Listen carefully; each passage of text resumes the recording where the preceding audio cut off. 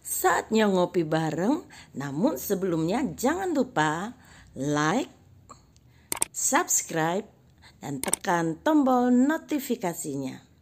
Serta bagikan kepada yang lain.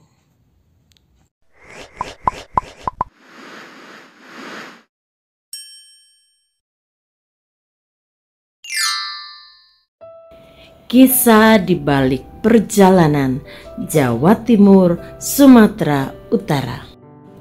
Shalom saudaraku, hari ini kami berada di depan tugu patung Nommensen yang terletak di Huta Damai 1 Said Nihuta.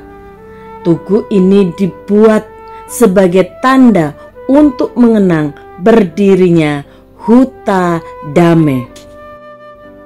Keputusan Raja Amandari Sabungan Lumban Tobing untuk menerima Nommensen tinggal di rumahnya mendapat penolakan dari Raja Pontas Lumban Tobing. Raja Pontas berusaha mempengaruhi raja-raja di Silindung supaya menolak Nommensen.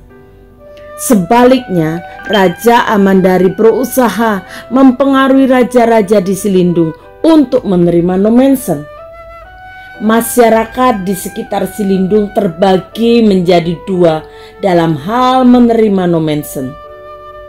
Walaupun masyarakat Silindung terbagi dua, ada yang menerima dan ada yang menolak, Nommensen tetap berada di Tarutung dan memulai pelayanannya mengabarkan Injil. Kemudian Nommensen membeli rumah dari Opung Balga dari sebelah timur Piaraja. Kayu atau papan rumah itu kemudian digunakan sebagai bahan untuk mendirikan rumah di lahan yang diberikan Raja Amandari. Sambil menunggu rumah Nommensen selesai dibangun, dia tetap tinggal sampai 3 minggu lagi di Huta Bolon. Dari situlah Nommensen mengunjungi kampung, menjenguk orang yang sakit, berkhotbah, dan berbaur dengan masyarakat di sekitar. Setelah rumah itu selesai, Nommensen pindah dari Huta Bolon ke rumah yang baru. Namun ternyata rumah itu hanya ditempati beberapa lama saja, karena tak lama kemudian terjadilah gempa di tahun itu yang merobohkan rumah tersebut.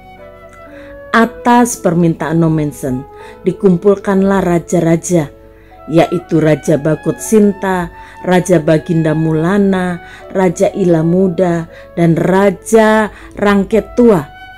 Semua raja ini diangkat oleh Raja Sisingamangaraja.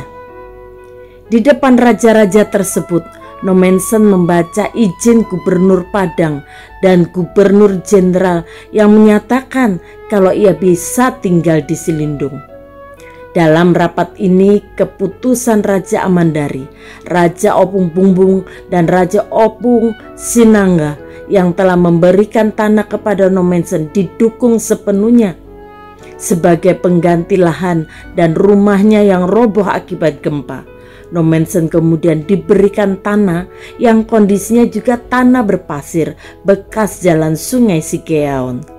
Di lahan ini kembali dibangun rumah tempat tinggal Nommensen, tepatnya pada tanggal 12 Juni 1864. Inilah yang disebut sekarang sebagai Huta Damai II atau Huta Godung. Kisah Para Rasul 11 ayat yang ke-21. Dan tangan Tuhan menyertai mereka, dan sejumlah besar orang menjadi percaya dan berbalik kepada Tuhan. Yang menyertai para rasul, tangan Tuhan yang menyertai beberapa orang Siprus dan orang Kirene yang berbicara memberitakan Injil kepada orang-orang di Antioquia. Dan tangan Tuhan yang menyertai Nommensen sehingga sejumlah besar orang menjadi percaya dan berbalik kepada Tuhan. Tangan Tuhan juga akan menyertai kita, orang-orang yang percaya di akhir zaman ini ketika kita pergi dan memberitakan Injil, sehingga ada jiwa-jiwa yang kita bisa bawa kepada Tuhan dan mereka boleh diselamatkan. Kiranya Tuhan menolong kita terus untuk menjadi saksi dan memberitakan Injil sampai Tuhan Yesus datang yang kedua kali. Bapa, kami bersyukur kepadamu. Melalui keberadaan No Mansion di Sumatera Utara, ada banyak orang Batak dimenangkan bagi kerajaan-Mu. Namun kami tidak mau hanya No Mansion yang mendapatkan anugerah penyertaan Tuhan. Kami mau Tuhan juga menyertai setiap langkah-langkah kaki kami, menyertai perkataan kami, supaya ketika kami bertemu dengan orang-orang, kami dapat diberi keberanian, diberikan hikmat untuk memberitakan Injil kasih karunia Tuhan, sehingga melalui kehidupan kami ada jiwa-jiwa yang kami menangkan bagi kerajaan-Mu. Terima kasih Bapa. Ini hidup kami, pakai kami seturut kehendak-Mu. Di dalam nama Tuhan Yesus. Haleluya. Amin.